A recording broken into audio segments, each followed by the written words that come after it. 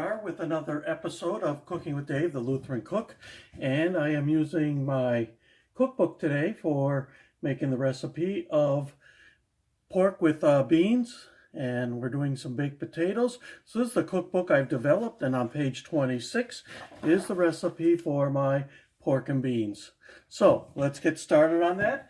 If you'd like a copy of my cookbook, I will put instructions how to do that at the end of the video when I post it on YouTube and on my Facebook page. So let's get started. Okay, you kind of need a good size roasting pan for doing this in. And we're going to start off by pouring in one large can of pork and beans. I like to use Bush's pork and beans. I think they're the best to use for this recipe. So we're going to put those in there, and I'm going to use my little spatula here to make sure I get all those beans out of that can. And I'm going to spread them out in here. I should have gotten a little bigger can than this, but I bought the wrong size can this afternoon when I went shopping at Kroger. So this is the 28 ounce can. This is 1 pound 12 ounces. So you want to get the can that's a little bit larger than this when you do this at home for yourself. Okay, now into that can we're going to add onion. This is about 1/4 of a large sweet onion. So we're just going to put that in with the beans. If you like onion, you might want to do more.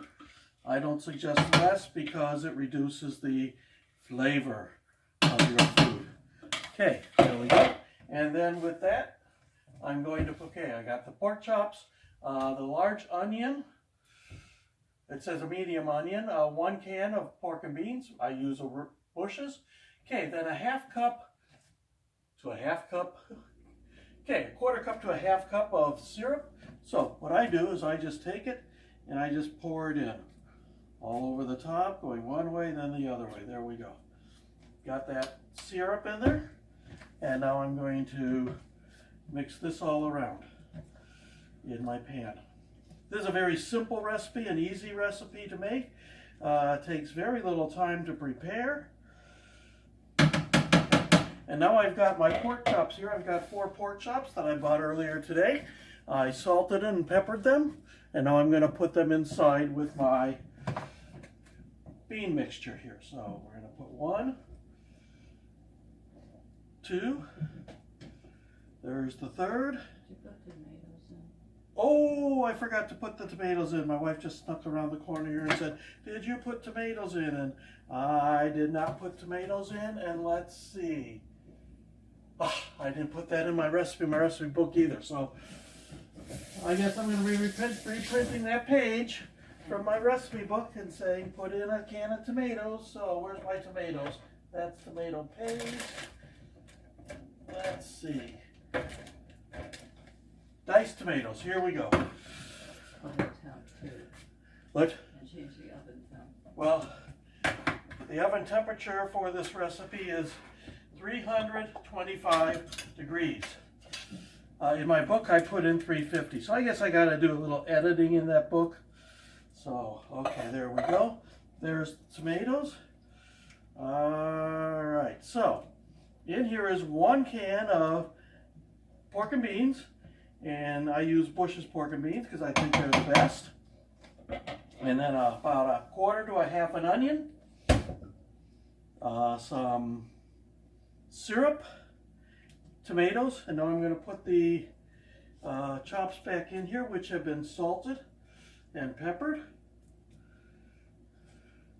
And I already have my potatoes in the oven. They're as it was preheating, I put those in. So now our pan is ready to go into the oven. Let me just wash off my fingers here first.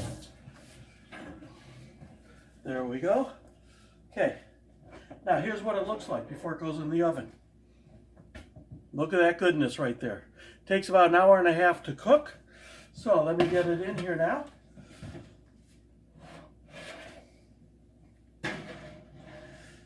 All right, there we go. So now while it's in the oven, let me just review the recipe for you one more time. Preheat the oven to 325 degrees. If you want baked potatoes, put those in while the oven is preheating. And then you need 6 to 8 pork chops. I used 4. That's a good amount too. There's 2 of us here, so that'll be 2 meals. 1 quarter to 1/2 cup onion. We use the sweet onion as we do that. And then a large can of baked beans. Remember, I use the original Bush's baked beans, maple syrup, and then salt and pepper your chops. So just put everything together into your baking dish, put the chops on top, put it in the oven. Hour and a half later, you're going to have some real great goodness. So that's all for Cooking with Dave, the Lutheran cook, on this recipe. I'll be back later to show you what the finished product looks like. So, good appetite. We'll talk to you later. God bless. Goodbye.